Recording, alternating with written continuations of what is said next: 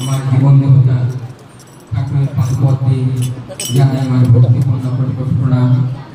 জগৎ জননী শ্রী শ্রী বড়মা পাদপদ্মে জানাই আমার ভক্তিপূর্ণ প্রণাম। পরম পূজ্যপাদ ভক্তপ্রবর শ্রী শ্রী বরদার শ্রী পাদপদ্মে জানাই আমার ভক্তিপূর্ণ প্রণাম। পরম পূজ্যপাদ শ্রী শ্রী আচার্যদেব দাদার শ্রী পাদপদ্মে জানাই আমার ভক্তিপূর্ণ প্রণাম। পরম পূজ্যবৃন্দা এবং ঠাকুর পরিবারের সকলের শ্রী রাতুল চরণে জানাই আমার ভক্তিপূর্ণ প্রণাম। আজ এই সৎসঙ্গে উপস্থিত অমৃত পথের যাত্রী রূপে ঠাকুরের ভূত পাণ্ডবের কর্মীগণ, ইষ্টপ্রাণ দাদা, ভক্তিমতী মায়েরা, ছোট ছোট ভাই বোনেরা, সবাইকে যথাযোগ্য স্থানে আমার অনন্ত জয়গুরু প্রণাম ও শুভেচ্ছা। সত্যিকারে ভক্ত দর্শনে ভক্তির বৃদ্ধি হয়, আর সেই ভক্ত দর্শন করার জন্য কত মানুষ কত না ঘুরে বেড়ায়। আমি একদিন এক জায়গায় বলছিলাম, গৌরাঙ্গ মহাপ্রভু তিনি বেদ পড়াতেন ছাত্রদের। তিনি তোরের পণ্ডিত ছিলেন, খ্যাতনামা পণ্ডিত ছিলেন সেই নবদ্বীপে। এখন তিনি ওই বেদ পড়াতে পড়াতে যখন তিনি সন্ন্যাস নিলেন, আর সন্ন্যাসের পরবর্তীতে তিনি আর যেন সে বেদ পড়াতে পারছেন না। তিনি আবার ফিরে আসলেন, যেথায় যা কিছু করাতে যান তার মধ্যেই যেন দেখেন সেই ভগবান শ্রীকৃষ্ণকে, সেই একই আদি অনাদি একনিশ্বর সেই তাকেই যেন দেখতে পান। তাই এই ভক্তির পরমাসটা যখন মানুষের এই ভক্তি গাঢ় হয়ে যায়, তখন প্রেমের উদয় হয়। আর যখন প্রেমের জাগরণ হয়, তখন প্রত্যেকটা হৃদয়ের মাঝে প্রভুকে দেখা যায়। আমি সেই প্রভুকে আপনাদের প্রত্যেকের হৃদয়ের মাঝে সেই যেন দেখার সেই শক্তি যেন জন্মায়, আর সেই প্রভুকে আমি আবার প্রণাম করি। আজ এই যে আসর, সন্ধ্যাকালে ঠাকুরের গুণগান কীর্তন হচ্ছে, কত সুন্দর লাগছে শুনতেছিলাম। মনোরম যেন চলছে সেই অমৃত কথা, নির্ঝর বর্ষণ হচ্ছে।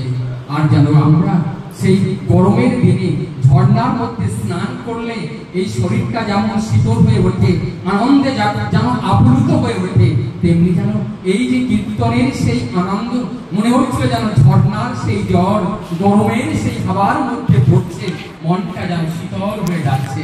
আর সেই কথাগুলো যেন কত আনন্দ লাগছে। মায়ের সেই পূর্ণ তিথিতে আজ এই সৎসঙ্গ অনুষ্ঠিত হচ্ছে। মায়ের কথা, এই মায়ের থেকেই তো আমরা এসেছি। আমরা প্রত্যেক সেই মায়ের কোলের থেকে এসেছি। মা না হলে এই পৃথিবীতে কেউ আসতে পারত না। তাই মাই আমাদের জীবনে কত বড় আশা, কত বড় ভরসা। সেই মাকে আমরা যেদিন ভুলে যাই, সেদিন এই জীবনের দুঃখ কষ্ট আমাকে যেন ঘিরে ধরে। যতক্ষণ পর্যন্ত মাকে ভালোবাসতে পারি, মাকে ভুলি না, ওই দুঃখ কষ্ট আমাকে কখনো কোনো দিন আমাকে যেন আঁকড়ে ধরতে পারে না। আমার মা যেন সেই ঢাল হয়ে আমাকে যেন নিত্য নূতন ভাবে যেন আমাকে বাঁচিয়ে রাখে। আজ সেই মায়ের পুণ্যতিথি।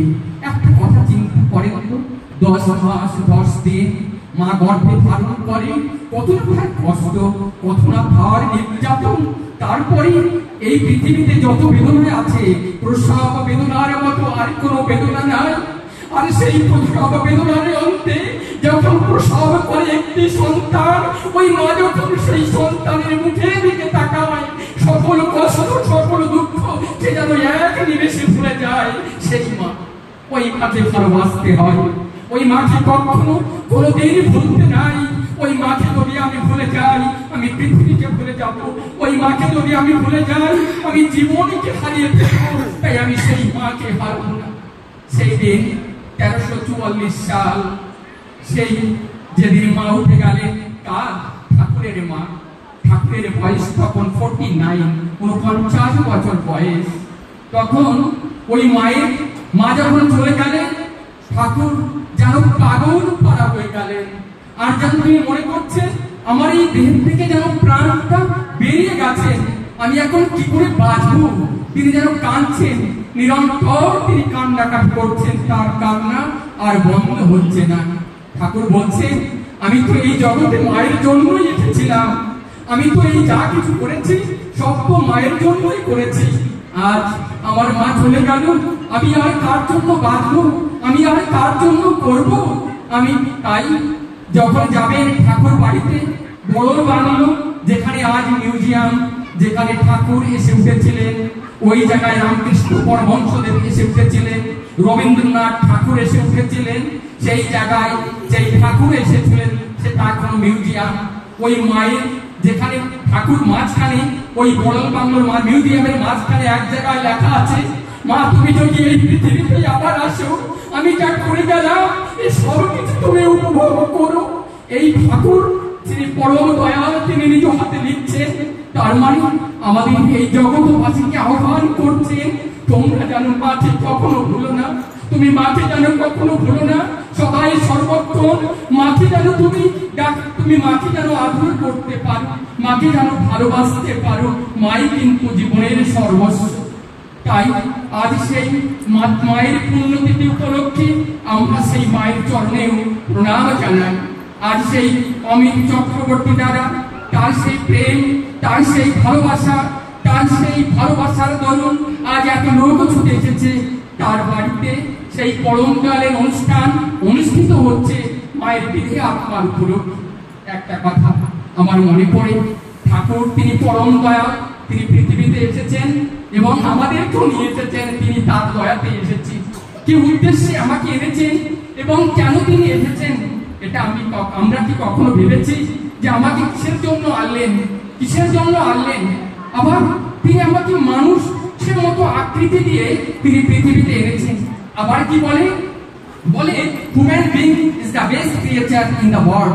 এই জগতে যা কিছু সৃষ্টি করেছেন প্রভু, তার মধ্যে শ্রেষ্ঠতম সৃষ্টি হলো এই মানুষ। কেন এই মানুষ কেন শ্রেষ্ঠতম বলা হলো? কেন এই মানুষ যে যন্ত্র, এই যন্ত্র দিয়ে পরম পিতাকে জানা যায়, এই যন্ত্র দিয়ে পরম পিতার সেই ধামে যাওয়া যায়। সেই ধামে যাওয়ার জন্য একমাত্র গাড়ি এই মনুষ্য জীবন, এই মানুষরূপী যন্ত্র। এই জীবন না পেলে সেই পরম ধামে যাওয়া যায় না। তাই তিনি দয়া করে এই শ্রেষ্ঠ জীবন দিয়েছেন। আমি কি করেছি সেই ধামে যাওয়ার জন্য? আমি সেই যাওয়ার জন্য কি করেছি? আমি কি অনুসন্ধান করেছি? আমার মধ্যে সেই জিজ্ঞাসা কি জাগ্রত হয়েছে? আমি কেন এসেছি পৃথিবীতে? আমার কি কর্তব্য, আমার কি করণীয়?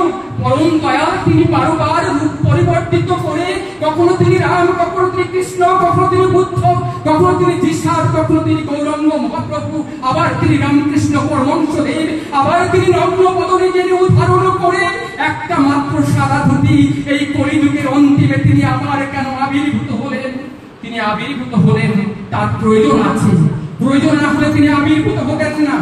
আর তিনি বারবার করে বলেছেন আমাদের বিবাহ ব্যবস্থা, অর্থাৎ তিনি জানতেন এই ব্যবস্থাটা এমনি ভাবে ভাঙাচুরো হয়ে যাবে। কেন? এই বিবাহ ব্যবস্থা যদি ধ্বংস হয়ে যায় তাহলে তাকে বহন করার একটি লোক এই পৃথিবীতে থাকে না। দৈব সন্তান না হলে, সুসন্তান না হলে দৈব কার্যকে করতে পারে না এবং দৈব কৃষ্টিকে বহন করে তারা চালায়মান করে নিয়ে যেতে পারে না। তাই সেই দৈব সন্তান পৃথিবীতে কেমন করে আসবে সেই ব্যবস্থা তিনি বললেন। তাই তিনি সুবিবাহর ব্যবস্থা দিলেন। কেমন করে সুন্দর একটা মেয়ে হওয়া যায়, কেমন করে একটা সুন্দর পুতির বউ হওয়া যায়, কেমন করে একটা সুন্দর ছেলে হওয়া যায়, কেমন করে একটা সুন্দর বাবা হওয়া যায়, কেমন করে সুন্দর একটা ভাই হওয়া যায়, এই সুন্দর করার জন্য তিনি এই পৃথিবীতে এসেছেন। তাই তার কথা কি আমি এই কর্মে প্রবেশ শুরু করেছি, এই কর্মে কি আমি তাকে এই আমার হাতে পায়ে নামিয়ে নিয়ে এসেছি? এটা আমার কাছে জিজ্ঞাসা করতে হবে। ওই মানুষ তৈরি হতে গেলে কি করতে হয়, কেমন বিধানকে গ্রহণ করতে হয়, সেই বিধান তিনি আজ নিয়ে আসলেন। রাস্তা দিয়ে আসছি, দেখছি বড় বড় রাস্তা তৈরি হয়ে গেছে, হাইওয়ে তৈরি হয়ে গেছে, বড় বড় গাড়ি আজকাল তৈরি হচ্ছে। আমি যদি বলি এই হাইওয়েটা শর্ট 140 কিলোমিটার, আমি যদি বলি এই রাস্তায় যাব না, আমি এখান থেকে 50 বছর আগে যে রাস্তা যেতাম 150 কিলোমিটার ঘুরে, আমি সেই 150 কিলোমিটার ঘুরেই যাব, কিন্তু আমি হাইওয়ের উপর দিয়ে যাব না। যেও না, মর্জি তোমার, কিন্তু ওই 150 কিলোমিটার যেতে তোমার সময় কত লাগবে? এই সময় আমার কাছে সময় কম। তাই সেই 100 কিলোমিটারের জন্য রাস্তা তৈরি করে দিল, সেই রাস্তায় আমার উঠতে হবে। করোনার মেডিসিন কি আগে ছিল? ছিল না। আমার করোনা রোগে ধরেছে, আমি যদি বলি করোনার ওষুধ খাবো না, খেও না, তুমি মরো। যদি বাঁচতে চাও তোমাকে করোনার ওষুধ খেতেই হবে। বর্তমান পুরুষোত্তম তিনি এই যুগের যা কিছু দরকার তাই তিনি নিয়ে এসেছিলেন, সেই মহামন্ত্র।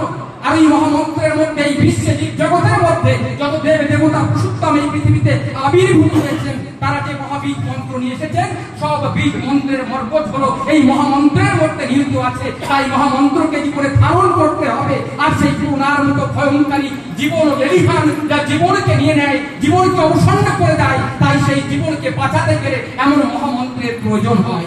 এই মহামন্ত্র ছাড়া বাঁচার আর কোনো রাস্তা নাই। কেন, কেমন করে বাঁচতে হবে? আমরা গান গাইলাম নামের অমর জানা, কেমন করে জানতে হবে? ঠাকুর যে নাম নিয়ে আসলেন, আমরা সাধনা করি কিসে? সুরাত সাধনা করি। আর এই সুরাত সাধনা করি, এই সুরাতের মধ্যে আমরা কি দেখি? একটা আছে সেই শব্দ সাধনা। আমরা যে সাধনা করি, আমরা এই যেটা দেখি, আমাদের এটা স্পন্দনাত্মক, এটা ধূলাত্মক নাম, আর একটা ধ্বনিয়াত্মক নাম। ধ্বনি মানে আওয়াজ দিই, রাম কৃষ্ণ বুদ্ধ যেসা কালী দুর্গা শিব, এটা হলো কি হলো? এটা হলো ধূলাত্মক নাম। এবং ধূলাত্মক নামের সঙ্গে তার লীলাত্মক নামও থাকে, তার ভাবাত্মক নামও থাকে। যেমন গিরিধারী নীলকণ্ঠ, তার বিশ্বরণ যেটা, সেটাকে যুক্ত করে তার ভাবাত্মক নামের সৃষ্টি হয়। কিন্তু এই যুগে কি বললেন? ধূনাত্মক নাম। কেন ধূনাত্মক নাম তিনি নিয়ে আসলেন? ধূনাত্মক অর্থাৎ কি? এই যে গান গায় তার মধ্যে একটা ধুন আছে না? ধুন মানে ভাইব্রেশন। আর ওই ভাইব্রেশনটা আমার মধ্যে যখনই আমাদের মধ্যে ক্রিয়েট হয়, আপনি একটা দেখেছেন সৎসঙ্গে সবসময় বলা হয় 5 মিনিট নাম ধ্যান করো, 5 মিনিট নাম ধ্যান করো। আমার মনে হয় যে এই নাম ধ্যান করো, নাম ধ্যান করো, এর মানে কি? এটা আমাদের কি করে আমরা বাঁচবো তাই বলে গেলেন। কেন? এই সারা দিন ধরে আমরা যা কিছু করি, আমাদের বেদেও তাই বলছেন এই 5 মিনিট নাম ধ্যানের কথা। সকালে এবং বিকালে আমাদের বেদেও তাই বলেছেন। 45 মিনিট নাম ধ্যানের কথা, ওটারও আর একটা ব্যবস্থা আছে, কিন্তু 5 মিনিট নাম ধ্যান এটা আমাদের করতেই হবে। মেডিটেশন যদি আমরা না করি, আজ এই যে জীবনের মধ্যে যে ডিস্ট্রিক্ট লাইফ আমাদের চলছে, এই ডিস্ট্রিক্ট লাইফকে কনসেন্ট্রেট করতে গেলে মেডিটেশন একদম আমাদের জীবনের দিক। যদি আমরা মেডিটেশনকে না করি, আমাদের মাইন্ড কি হবে? মেনিয়া হবে, ডিসমেনিয়া হবে। আমরা এই জিনিস একটা এখানে রাখবো, ভুলে যাবো, আমরা ভুলে যাবো, মাথা খারাপ হয়ে যাবে। 60 বছর বয়সে যে পাগল হয়ে যেতে হবে। কেন? আমরা নাম ধ্যান জীবনে করিনি। আমার মন যেখানে লেগেছে আমি সেইখানে লাগিয়ে চলেছি। মন যেখানে লাগে সেখানে যদি আমরা লাগিয়ে চলি, আমি পাগল হয়ে যাবো 60 বছর পরে। গ্যারান্টি দিয়ে বলছি। আমি দেখেন, এখান থেকে 50 বছর আগে কোনো মানসিক রোগের ডাক্তার ছিল না, কিন্তু আজ দেখা যায় প্রত্যেকটা ঘাটে ঘাটে এই সাইকিয়াট্রিক ডাক্তার আজকাল পাওয়া যাচ্ছে, মনোবিজ্ঞানিক ডাক্তার পাওয়া যাচ্ছে। তার মূল কারণ কি? আমরা আমাদের কনসেন্ট্রেট হতে পারছি না। কেন? আমাদের জীবনে সেই কেন্দ্র নাই। আর আমাদের জীবনে যদি কেন্দ্র না হয়ে থাকে, আমরা কখনো কেন্দ্রায়িত হতে পারি না। আর জীবনে যখন কেন্দ্রায়িত না হয়, তখন এই জীবনটা ব্যালেন্স হয় না। আর জীবন যদি ব্যালেন্স না হয়, এই জীবনের পূর্ণ আনন্দ আমরা উপভোগ করতে পারি না। তাই এই যে ভাইব্রেশন ক্রিয়েট করে কি হয়? এর মধ্যে একটা অগ্নি সৃষ্টি হয়, তাপের সৃষ্টি হয়। ওই তাপ দিয়ে কি হয়? আমাদের মধ্যে যে ব্যাকটেরিয়া হয়, ওই ব্যাকটেরিয়ার নাশ হয়। নামের হসপিটাল খোলা হয়েছিল কোথায়? সেখানে খোলা হয়েছিল সেই MIT পাবনাতে। আবার আপনারা হয়তো জেনে গেছেন বেনারসে নামের হসপিটাল খোলা হয়েছে। বেনারসে নামের হসপিটাল খোলা হয়েছে। আর এই নামের হসপিটাল পরমদয়াল ঠাকুর এখান থেকে 100 অধিক বছর আগে MIT করে সেই নামের হসপিটাল খুলেছিল। সেখানে কি হবে? কোনো মেডিসিন দেওয়া হবে না, তার সেই নারী ধরে স্পন্দন করে তার সেই নামের নাম করা হবে। আর ওই নামের ভাইব্রেশন, যে নাম আমি করবো, ওই ভাইব্রেশন যখন তার ভাইব্রেশনের সঙ্গে, তার আর্ট অফ লাইফের সঙ্গে যখন যুক্ত হয়ে যাবে, তার জীবনটা যে সেলের মধ্যে থাকুক না কেন, যে কোশিকার মধ্যে থাকুক না কেন, সেখান থেকে আবার ফিরে আনতে পারে, যদি ওই দেহের মধ্যে কোথাও কোনো প্রাণ থেকে থাকে। তাই পুরুষোত্তম এই পৃথিবীতে আবার এসেছেন, তিনি পরম দয়াল হয়ে মহামন্ত্র নিয়ে। আসুন আমরা তার চরণ তলে আশ্রিত হয়ে এই জীবনটাকে আমরা বাঁচাই, নাই তো আমাদের জীবন ছিন্ন ভিন্ন হয়ে যাবে। অনেক মত, অনেক পদ, কিন্তু পরম দয়াল এই যুগে এসে তিনি কোনো মত পথের মধ্যে যেন না পড়েন। যারা সতের সঙ্গে যুক্ত হয়ে থাকেন তাদেরকে বলা হয় সৎসঙ্গী। তাই হিন্দু হোক, মুসলমান হোক, বৌদ্ধ হোক, জৈন হোক, খ্রিস্টান হোক, যেই হোক না কেন, সতের সঙ্গে যেই যুক্ত হয়ে থাকতে চাবে তাকে আমরা আহ্বান করছি।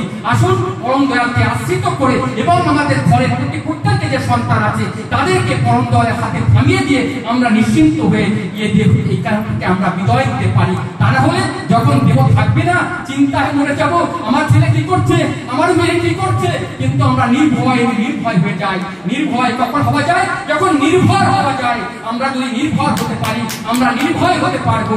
আসুন আর একটা লাস্টে একটাই কথা বলে যাই যে মাতা পিতা সন্তানকে তো ভালোবাসেন, কিন্তু মাতা পিতার ভালোবাসা সন্তানের কোনো কল্যাণ হয় না যদি ওই সন্তান মাতা পিতাকে ভালো না বাসতে পারে। ঈশ্বর তোমায় বাসেন ভালো, তাতে তোমার কি? তুমি যদি না বাসলে ভালো, ছাইয়ে ঢালা ঘি।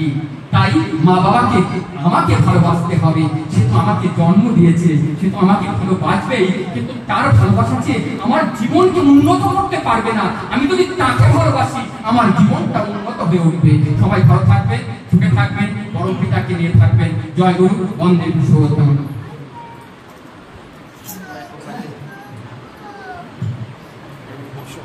জয় গুরু। দাদা খুবই সুন্দরভাবে ইষ্ট প্রসঙ্গ করলেন। সব সমস্যার সমাধান বর্তমান পুরুষোত্তমের সঙ্গে যুক্ত হওয়া আর তার বিধি বিধান পালন। দাদা খুবই সুন্দরভাবে ইষ্ট প্রসঙ্গ করলেন। দাদার মঙ্গল কামনা ঠাকুর শ্রী চন্দ্র